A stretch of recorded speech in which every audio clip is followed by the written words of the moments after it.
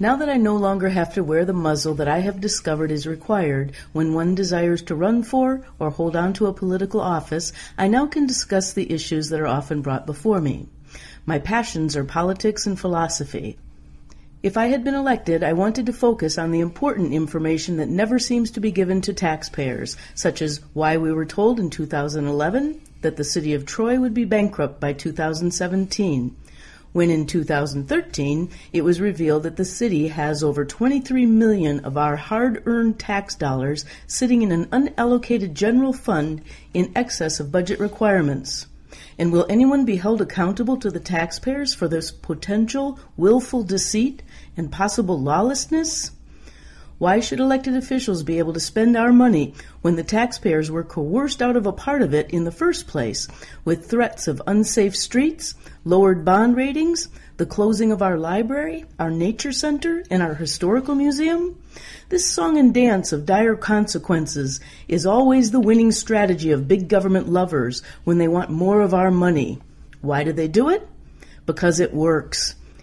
Why is it that a certain city council member who ran on a campaign promise in 2009 not to raise taxes, and then once elected, that person voted to raise taxes in their first session on council, and numerous times thereafter, and nary was a mention made of that big campaign lie, because she is a lover of big government? What about the status of the outside legal team hired by our city attorney to manage the lawsuit for the land upon which we built a transit center before having clear title to the land? And how much is this legal team going to cost the taxpayers? Why do we need to pay over $900,000 a year to maintain an in-house legal team and then have to hire an outside team for this one lawsuit? These are the issues of importance to me, some of which I would have addressed at the legislative table had I been elected. During this most recent campaign, I received 2 requests for interviews from individuals associated with the Troy Independent newspaper. That's a Troy Athens High School publication. So I went online to see if the news was indeed independent. I wondered if these requests could potentially be more attempts to further the inaccurate caricature that my political opponents and their complicit media have successfully created out of me as that of a bigot.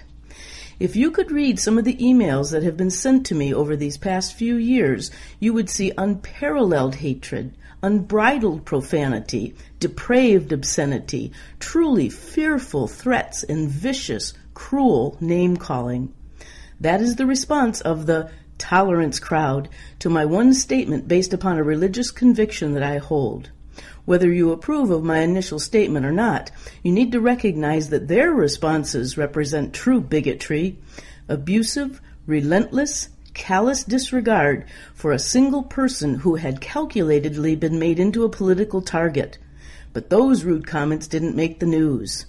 Speaking of news, I wonder how many high school students have read Pope Francis's first encyclical dated June 29, 2013, entitled Lumen Fidei, The Light of Faith, wherein he states the following, and I quote, "Faith and the Family, number 52.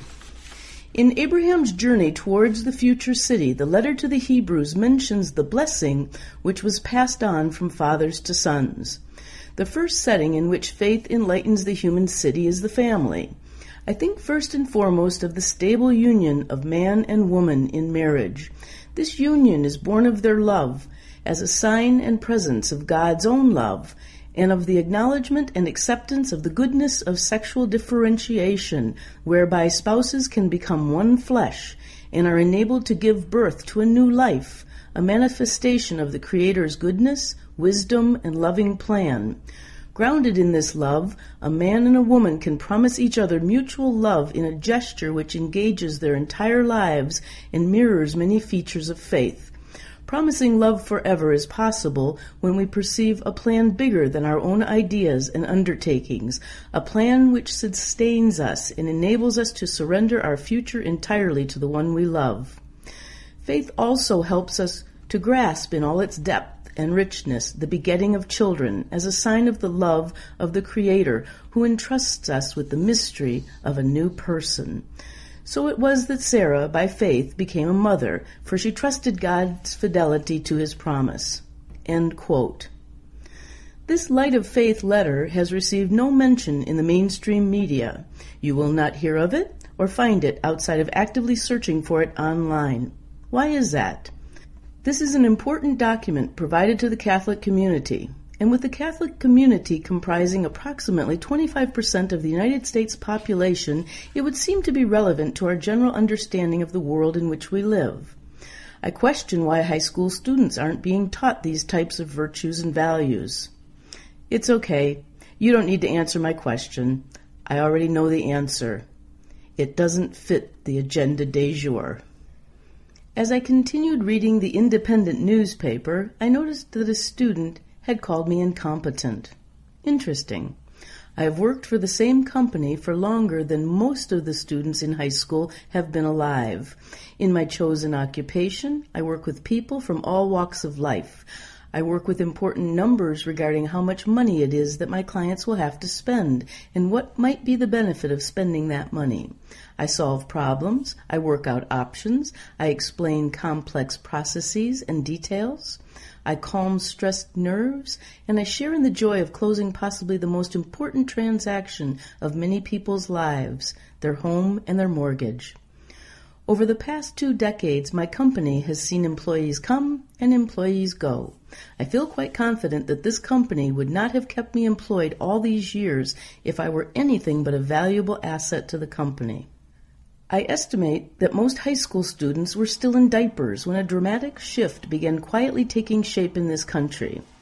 Prior to that time period, for as many years as I can remember, the overriding mantra was always based upon a comment attributed to Voltaire, who was born François-Marie Arouet on November 21st, 1694, and who died on May 30th, 1778. As you should know, Voltaire was a famous writer, historian, and philosopher during the French Enlightenment who wrote on the issues of freedom of religion and freedom of speech. His relevant comment to my discussion was that, although I might disagree with what you have to say, I will fight to defend your right to say it. What happened to that centuries-old construct? Well, it was gradually replaced with a heavy boot of political correctness, wherein you can get crushed if your comments don't toe the line of the whim of the majority in power at any given time. Have you ever heard that clever old warning about democracy that goes, democracy is when 2 wolves and 1 sheep vote on what's for dinner?